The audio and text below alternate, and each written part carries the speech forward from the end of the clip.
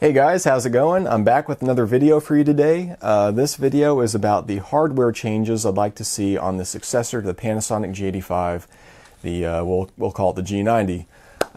I did a video yesterday on some firmware changes I'd like to see on the G85.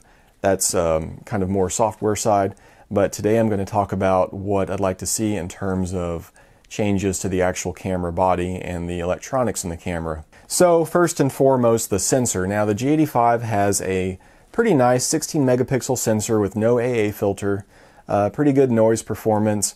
However, if you look at the sensor in the GX8, the G85, and the Olympus OMD EM1 Mark II, it's a new generation 20 megapixel sensor.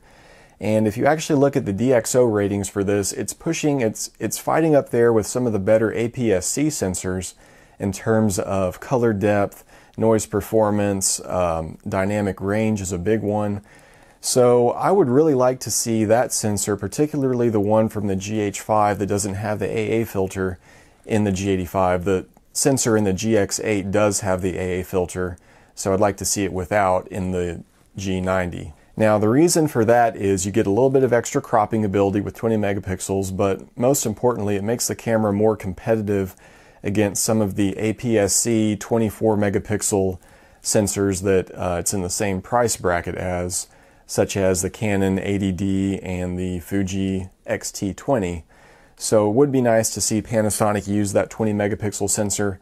From my standpoint, I'd really like the way you can boost the shadows a little bit more and get cleaner details in your shadows versus the 16 megapixel sensor.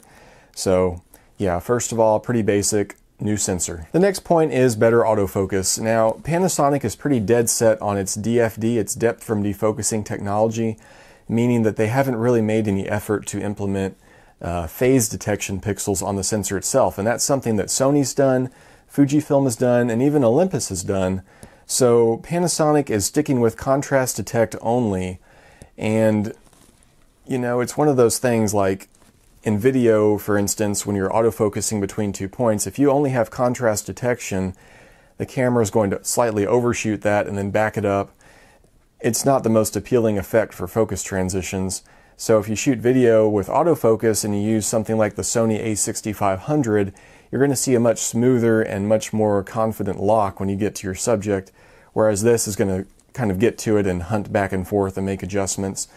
So I'm not sure if Panasonic should go ahead and implement phase detection, or if there's something they could do with DFD to give you just a higher grade of focus in video. And then in stills as well, the G85, I believe it has the 49 area autofocus array, whereas the GH5 has many more points. I think it's something like around 400. So it would be nice to see a higher resolution, I guess, contrast detect autofocus grid to give you higher resolution tracking. Now something else I'd like to see, and this is something I mentioned in the firmware update, but if it does require a new body, well, so be it. I would love to see 1080p 120 frames per second video, because shooting my trip videos, I have a sequence I'm going to show here.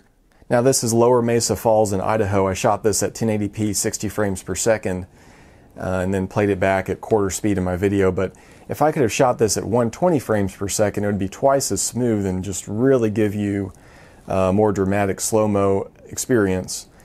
Now this is something on the GH5, it's pulling 180 frames per second at 1080p as a max. So if they did 120 on the G90, it wouldn't be stepping on the GH5's toes. Now the next one is a big hardware tweak, and this is kind of one of those 2 steps forward, 1 step backward things when Panasonic went from the G7 to the G85. On the G7, the mic jack, as shown here, is actually located up near the strap eyelet, and it's well out of the way of the folding articulating LCD. But on the G85, I guess in an effort for the weather sealing to work better and have all the ports under that one door you see, they moved it down like smack in front of the screen. And even if you have a right angle connector, it's still going to get in the way. So I'd like to see Panasonic move that jack back up to where it was, or, you know, just somewhere out of the way, because right now I'm looking at myself and I have a cord sticking out in front of it. It's not a deal breaker, guys, if you're vlogging, but it's just kind of one of those annoying things that sticks out on an otherwise phenomenal camera. Now the next one is something that really benefits me as somebody who goes out and hikes a lot and is out away from power sources for a while, and that is USB charging. Now this is something that Panasonic offers on the GX85, which is the G85's younger brother, smaller rangefinder style mirrorless camera. And it's not implemented on the G85 for some reason. So it's really handy when you're going hiking to just bring one high capacity USB pack with you. I've taken it to the Grand Canyon. I've used it to charge my phone and my flashlights, things of that nature.